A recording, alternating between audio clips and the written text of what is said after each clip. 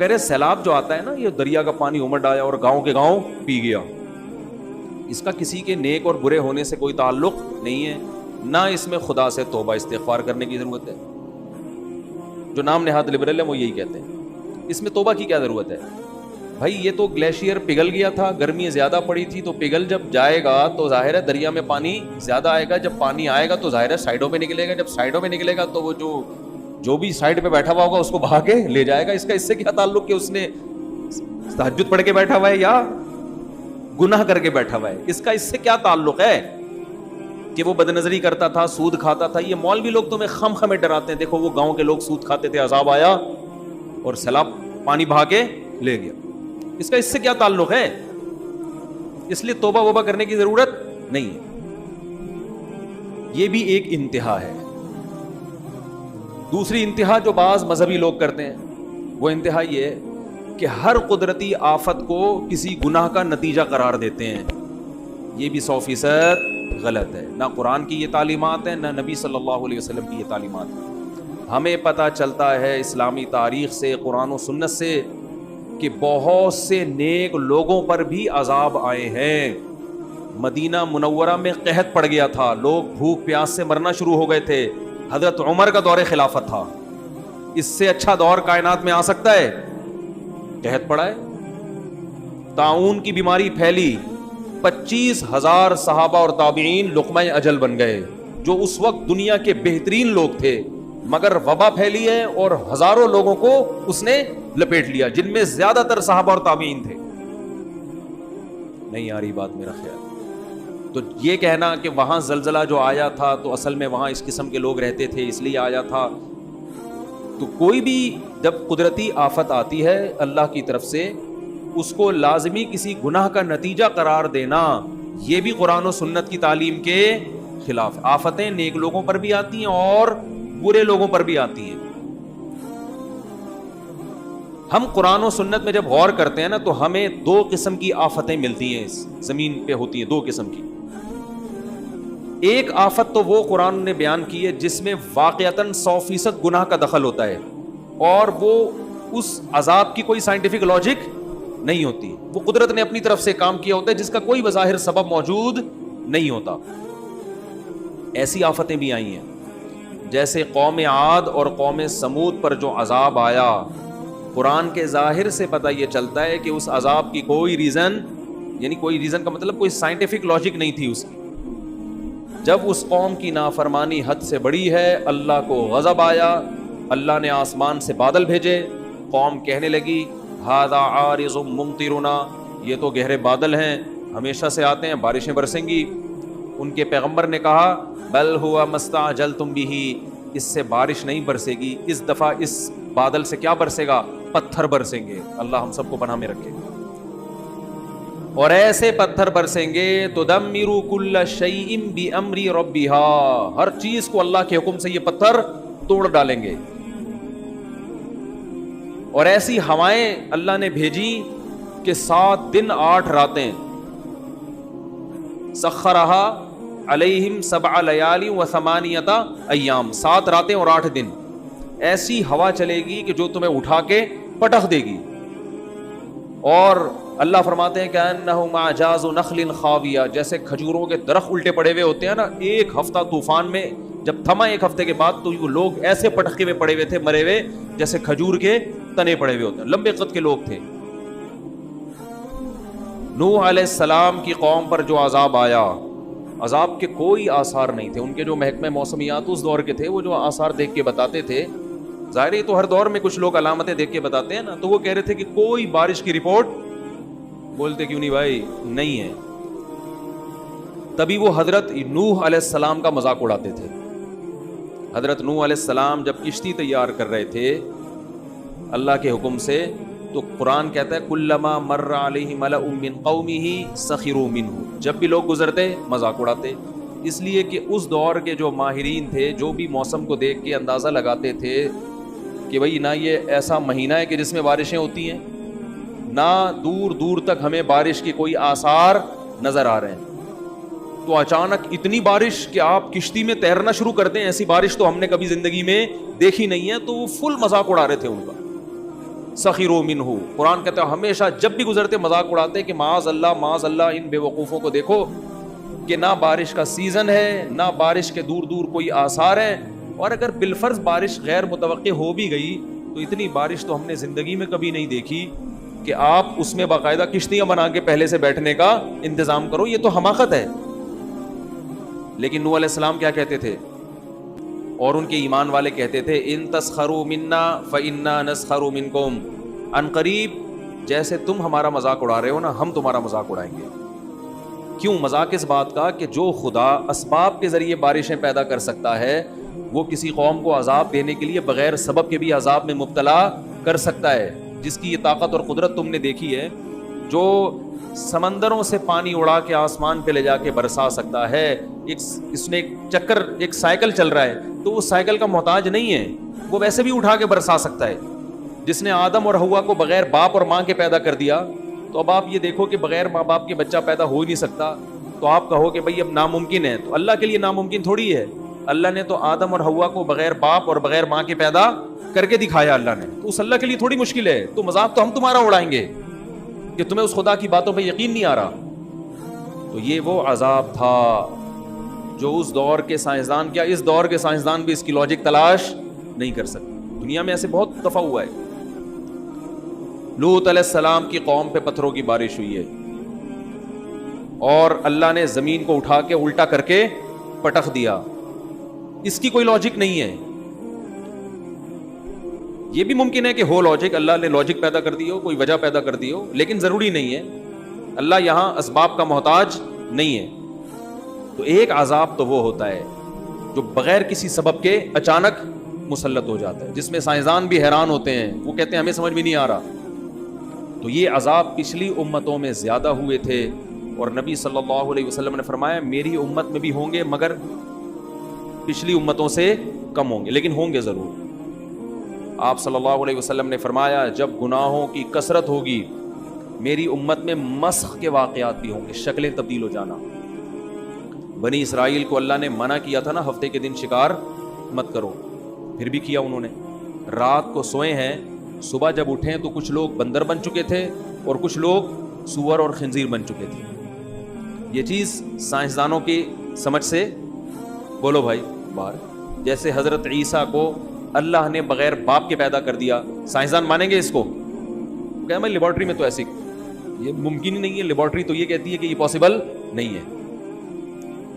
حضرت عیسیٰ علیہ السلام مردوں کو کہتے تھے قم باذن اللہ, اللہ کے حکم سے کھڑا ہو جا, مردہ ایک دم زندہ ہو کے بیٹھ جاتا تھا. سائنسدان مانیں گے؟ بولتے کیوں نہیں بھائی, نہیں مانیں. لیکن دنیا کی اکثریت اس کو مانتی ہے, مسلمان بھی مانتے ہیں, عیسائی بھی, اور یہ دنیا کی اکثریت بن جاتے ہیں. اور دنیا کی اتنی بڑی قوم کا کسی جھوٹی خبر پہ جمع ہونا عقلاً ممکن نہیں ہے. ہر چیز سائنس سے نہیں پتہ چلتی, خبر سے بھی پتہ بہت سی چیزیں سائنسدانوں کی دسترس سے باہر ہیں. آج ہمارے جو یونیورسٹیوں کے طلبہ ہیں نا, وہ کہتے ہیں بس سائنسدان بتائیں گے تو مانیں گے ورنہ نہیں مانیں گے. اور بھائی یہ تو بے وقوفی کی بات ہے. خبر جو ہے نا نیوز, اس میں اگر تواتر سے کچھ لوگ خبر بیان کر رہے ہیں تو اس کو بھی ماننا پڑتا ہے, چاہے وہ سائنس اس کو مانے یا نہ مانے. میں یہاں جب بھی ایسے کوئی معجزے اور کرامت کے واقعات بیان کرتا ہوں نا, تو میں اپنا واقعہ ضرور بیان کرتا ہوں. میں نے شہداء کے خون کی خوشبو اپنی ناک سے سونگی, اللہ کی قسم.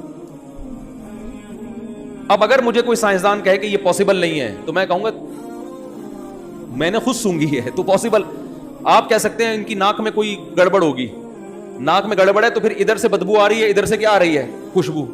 دونوں سے بدبو آئے نا, یہ دونوں سے خوشبو آئے. آپ کہیں گے بھائی اس کو وہم ہو گیا ہے, تو میرے ساتھ 10 آدمی اور تھے, ان کو بھی وہم ہو گیا.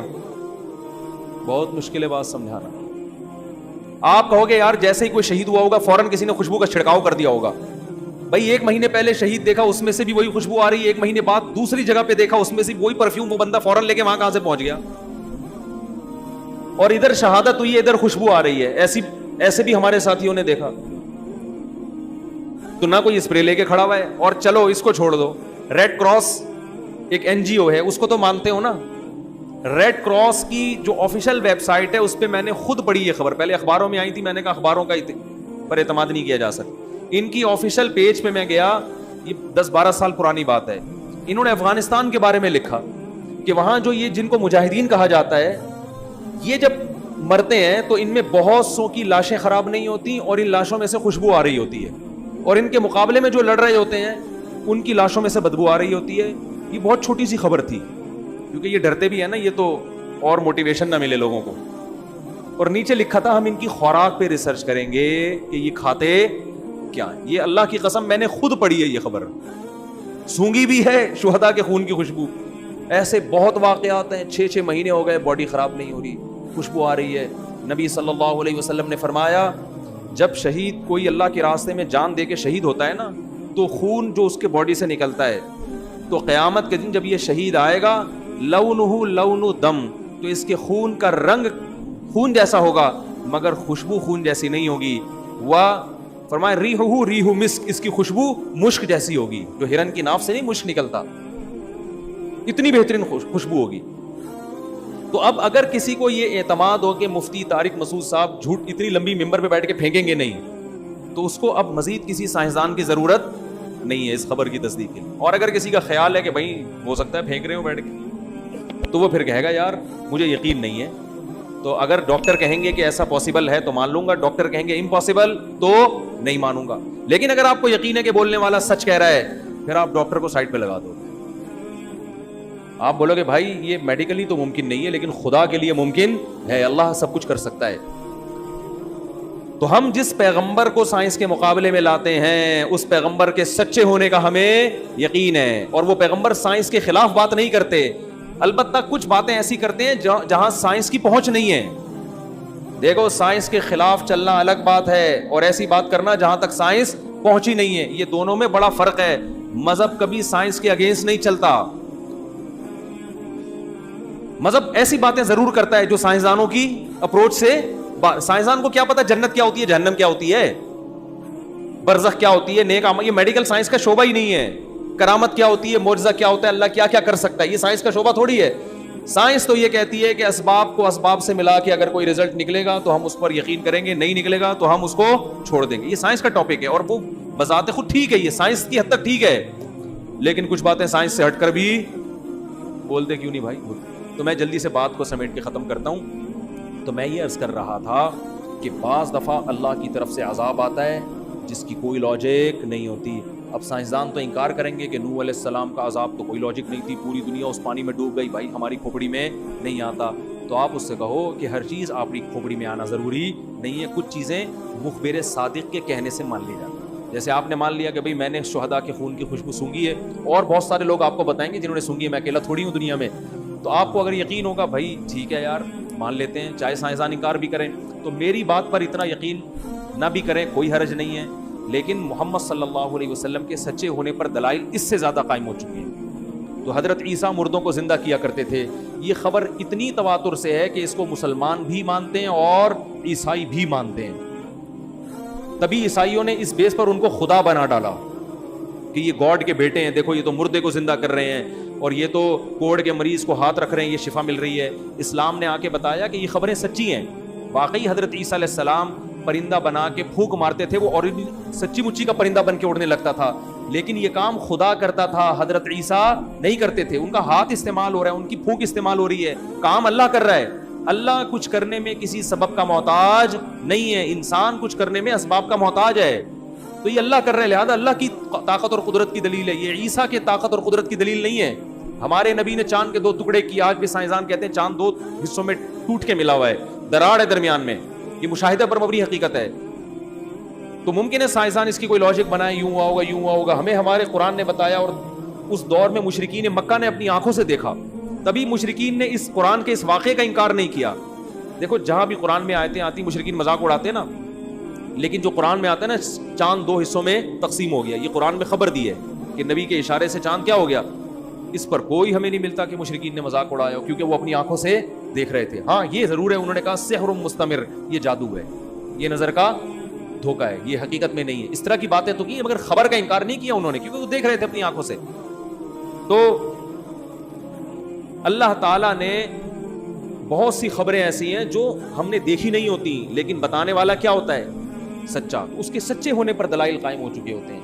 تو نبی صلی اللہ علیہ وسلم نے بتایا, پچھلے تمام انبیاء نے, اور نوح علیہ السلام کا واقعہ تو ایسا ہے جس کو یہودی بھی مانتے ہیں, عیسائی بھی مانتے ہیں اور مسلمان بھی، قوم عاد، قوم سمود کے واقعے پر تو تینوں کتابیں متفق ہیں کہ یہ ہوا تھا، اور قرآن کہہ رہا ہے وَإِنَّكُمْ لَتَمُرُّونَ عَلَيْهَا مُصْبِحِينَ، تم صبح و شام ان کی بستیوں سے گزر کے دیکھتے بھی ہو اپنی آنکھوں. یعنی یہ تاریخی واقعات تھے جو تواتر سے چلے آ رہے تھے، اس کی کوئی لاجک نہیں تھی. آج بھی ایسا ہو سکتا ہے کہ کسی قوم پر گناہ کی وجہ سے عذاب آئے اور اس عذاب کی کوئی وجہ سمجھ میں نہ آ رہی ہو. تو جب وجہ نہیں بنے گی تو یہ اس کی علامت ہے کہ خالصتاً یہ اللہ کی طرف سے عذاب ہے، یہ کوئی قدرتی آفت نہیں ہے جو عام طور پہ دنیا میں ہوتی ہے، بلکہ یہ کیا ہے؟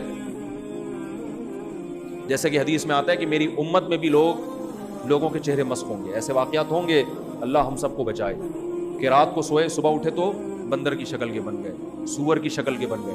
یہ تو خالص عذاب ہے نا، یہ تو ممکن نہیں ہے، پاسبل نہیں ہے، لیکن ایسا ہوگا. اللہ ہم سب کو بچا کے رکھے. فرمایا خسفن، زمین میں لوگ دھسیں گے بھی، حالانکہ زلزلے کی کوئی وجہ بولو بھائی نہیں. جیسے قارون زمین میں دھس گیا تھا، کوئی وجہ تھوڑی تھی. حضرت موسیٰ نے ہاتھ اٹھا کے قارون کے خلاف بد دعا کی ہے، وہ اسی وقت زمین میں دھسنا شروع، زمین پھٹی ہے، اس کو نگلنا شروع کر دیا زمین میں. اب یہ کوئی پلیٹیں ہلنے اس کی وجہ نہیں تھی، اللہ نے اپنی قدرت دکھائی. کچھ گناہ ایسے ہوتے ہیں جن پر اللہ کی طرف سے عذاب آتا ہے جو اس کی لاجک نہیں ہوتی، لیکن کچھ ایسے ہوتے ہیں کہ وہ اس کی لاجک ہوتی ہے. مثال کے طور پر کھارا در کراچی میں ایک نشیبی جگہ پہ ہے. جب کراچی میں بارشیں زیادہ آئیں گی تو کھارا در بولو نا ڈوبے گا، چاہے نیک لوگ رہتے ہوں چاہے. اب کوئی کہے یار میرے ابا ابھی 4 مہینے لگا کر آئے تھے اور بارشیں ہوئیں اور تیر گئے، تو بھائی جب آپ نشیبی جگہ پہ رہو گے تو بارشوں میں پانی تو آئے گا. اور ہو سکتا ہے کوئی اوپر پہاڑ کی چوٹی پہ شراب خانہ کھول کے بیٹھا ہو، وہ سیلاب میں نہ ڈوبے، کیونکہ اوپر پانی نہیں، پانی کا کام ہے اوپر سے ہمیشہ نیچے آنا. تو یہ اللہ کا ایک نظام ہے. تو ہمیشہ سزا میں یہ کہنا کہ جی یہ اس لیے سزا آئی ہے کہ یہ گناہ کیا ہے، یہ ضروری نہیں ہے. البتہ جو لبرل لوگ کہتے ہیں کہ اس سزاؤں میں بھی اللہ سے توبہ کی ضرورت نہیں ہے. اسلام تو کہتا ہے سزا یا عذاب کی کوئی سائنٹیفک لاجک ہو یا نہ ہو، دونوں صورتوں میں کیا کرو؟ توبہ. تو اب یہ دوسری قسم کی سزا میں اشکال ہوگا کہ بھئی یہ تو قدرتی ہے، اس کا گناہ سے تعلق ہی نہیں ہے، تو توبہ کیوں کریں؟ تو بھائی قدرتی بھی اللہ نے رکھی ہے یہ بتانے کے لیے کہ دنیا میں فنڈر بننے کی ضرورت نہیں ہے. میں بعض دفعہ بارش کے پانی سے ہلاک کر دوں گا، بعض دفعہ زمین کی پلیٹیں دائیں بائیں گھماؤں گا، سارے دفن ہو جاؤ گے. تو یہ دنیا دل لگانے کی جگہ نہیں ہے. توبہ کر کے اللہ کو راضی کر لو. جو پہاڑ کی چوٹی پر ہے نا، ٹھیک ہے سیلاب سے نہیں مرا، اوپر آسمانی بجلی سے مر سکتا ہے وہ، ٹھیک ہے نا، وہ زلزلے سے مر سکتا ہے، وہ پہاڑ سے پاؤں پھسلنے سے مر سکتا ہے. تو دنیا کو اللہ نے سیو نہیں بنایا، حالانکہ انسان کوشش میں لگے ہوئے ہیں کہ دنیا ٹینشن لیس ہو جائے، حادثات لیس ہو جائے، مگر وہ حادثات لیس ہونے کے بجائے حادثات کا ریشو بڑھتا چلا جا رہا ہے. ایک نوعیت کا حادثہ ختم ہوتا ہے لیکن دوسری نوعیت کے حادثات بڑھ جاتے ہیں. اب دیکھو بجلی پیدا ہوئی نا، اس سے کتنی مصیبتوں سے ہم بچ گئے، لیکن خود بجلی سے کتنے لوگ مر کے ہلاک ہوئے کہ نہیں ہوئے. ایک بیماری، بہت ساری بیماریاں ویکسین کے ذریعے ختم ہو چکی ہیں، لیکن کیا بیماریاں ہی ختم ہو گئیں؟ نہ نہ نہ، اللہ ایک بیماری ختم ہوتی ہے اللہ دوسری پیدا کر دیتا ہے، اور یہ قیامت تک ہوتی رہے گی. ابھی کرونا ایسا آیا ہے، اور اب تو حادثات زیادہ اس لیے ہو گئے ہیں کہ پہلے وبا پھیلتی تھی ایک علاقے کے لوگ تک، کیونکہ ٹریولنگ اتنی نہیں تھی. اب تو چائنا میں ایک آدمی کو کرونا ہوا تھا، پوری دنیا میں پھیلا دیا اس نے، کیونکہ وہ کسی سے گلے ملا محبت سے، اس کو ہوا. اب ایک ہی علاقے میں رہتے تو یہ بیماری جتنے لوگوں نے مرنا تھا ختم ہو جاتی بیماری، لیکن وہ ملا، وہ اتفاق سے کہیں جہاز سے سفر کر کے اٹلی پہنچا. اٹلی میں اس کے کوئی انکل آئے ہوئے تھے، اس دن گرم جوچی سے ملا بھی، ان کے منہ پہ چھینکا بھی. وہ انکل نے جس پہ چھینکے وہ تمام لوگ لپیٹ میں آ گئے. جس سے انہوں نے محبت کا اظہار کیا، آئی لو یو کہا، ان تمام کو کرونا منتقل. پھر کوئی اٹلی سے کہیں یو کے چلا گیا ہوگا، وہاں بھی. تو پہلے زمانے میں وباؤں کی ویکسین نہیں تھی، وبائیں پھیلتی تھیں، لوگ بہت تیزی سے مرتے تھے، لیکن ایک محدود علاقے کے لوگ تھے جن کا امیون سسٹم اچھا ہوتا وہ بچ جاتے، جو مرنا ہوتا مر جاتے، بیماری ختم. اب ایک بندے کو ہوتا ہے اور وہ اپنے ساتھ 25-30 کروڑ لوگوں کو لپیٹ کے ویکسین بنتے بنتے بھی لپیٹ لیتا ہے. تو یہ جو حادثات ہیں اگرچہ یہ قدرتی آفات ہیں، لیکن یہ بھی بنائی کس نے؟ اللہ نے. اللہ نے دنیا کے نظام کو ایسا بنایا کہ یہ ہوتے رہیں گے، یہ بتانے کے لیے کہ کوئی بھی کسی بھی ٹائم پہ مر سکتا ہے، نیک بھی اور برا بھی. لہٰذا دنیا دل لگانے کی جگہ نہیں ہے. توبہ طائب کر لو، کسی بھی وقت پتلی گلی سے مارکیٹ سے شارٹ ہو سکتے ہو. تو اس لیے توبہ کا حکم ہے. اور دوسری بات یہ کہ قدرتی آفت تو ہے، لیکن امکان تو ہے نا کہ اللہ نے یہ قدرتی آفت ہو سکتا ہے ہمارے گناہوں کی سزا کے طور پر بھیجی ہو. اس کا بھی تو امکان ہے نا, کوئی گناہ ہوا ہو. کورونا ایک قدرتی آفت ہے, لیکن عین ممکن ہے اللہ گناہوں کی وجہ سے بھیجی ہو. یقین نہیں ہے, امکان ہے. تو جس کے دل میں آخرت کا خوف ہوتا ہے, اس کو سزا کے سزا ہونے کا یقین نہیں ہوتا, اس کے خوف کے لیے امکان ہی